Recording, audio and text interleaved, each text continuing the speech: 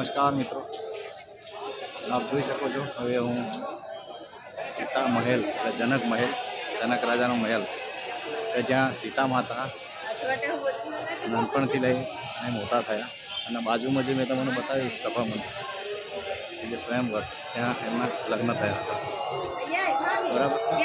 મહેલમાં અંદર પ્રવેશ કરી ચૂક્યા છે, आप જોઈ શકો છો। खूब सरस मंदिर से मंदिर ज कहवाय जनक महल એટલે महल नहीं मंदिर शब्द सारो लागे बराबर।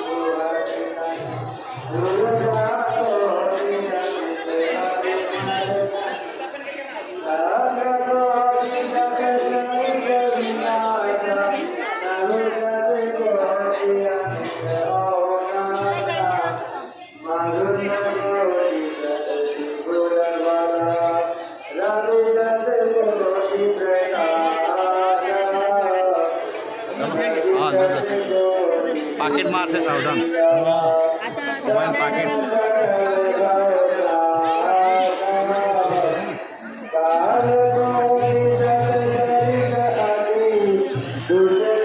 अलग अलग लाइन से